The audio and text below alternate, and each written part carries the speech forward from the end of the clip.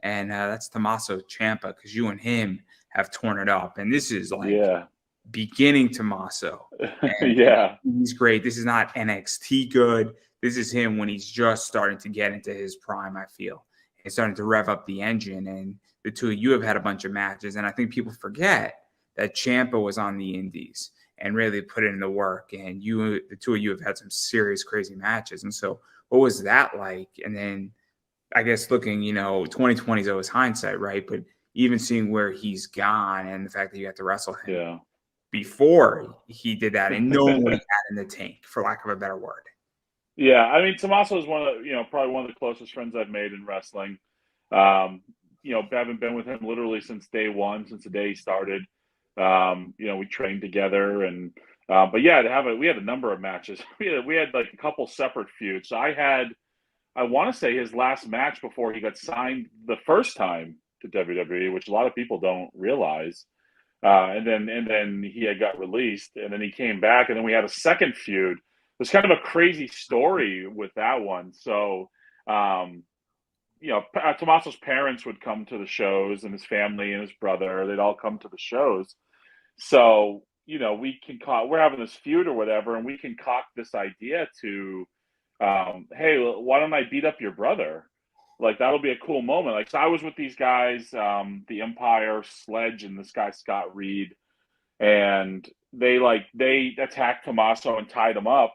And then we were in Lowell at this venue called the Polish American Veterans Club, and I snuck in the back door and attacked his brother. Now the night before at the wrestling school, we worked on all this, but Tommaso and his brother Brad thought it would be best not to tell their family what was going on because they were worried their family was like the family would telegraph it. So here I come from behind and I attack Tommaso's brother in the crowd, and Tommaso's dad starts like throwing punches at me.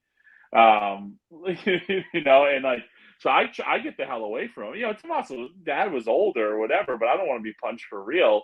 And I get him in the ring. Now he's being restrained by like security and police. And so, like, I'm in the ring. Tommaso's tied up. I have his brother beaten up. So now I start and I look out and I go, "Come on, you old bastard!" So now, like, he's like gets revved up again. Now Tommaso had friends in the crowd who almost jumped the barricade until they sort of came to their senses of like, this is pro wrestling. This is not real.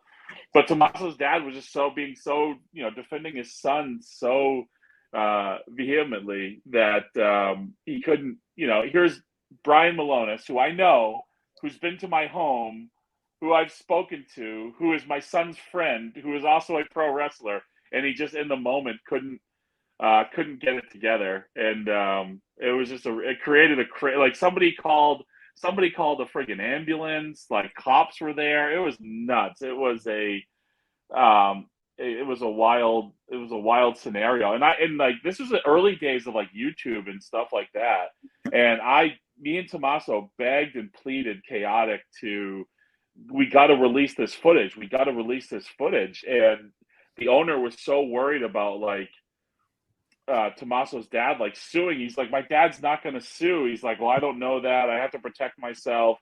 And I'm just like, what is he going to say? That he went to a pro wrestling show and his son's friend, who's also a pro wrestler, beat up his son as part of a storyline, and he got so fooled by it that he assaulted me. Like, well, what is he going to sue? But yeah, and I say it's a funny story. I love Tommaso's parents.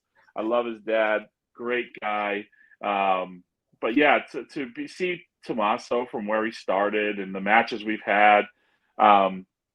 He documents his journey on his social media a lot. I'm glad he does now because Tommaso is the hardest working human being I've ever come across in pro wrestling. Like he just doesn't ever quit. He doesn't have the word quit in him.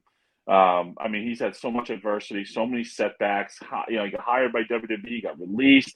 He found his way back. He moved up to Missouri and went to Harley Race's school. He traveled all around. He turned down Ring of Honor and bet on himself at one point.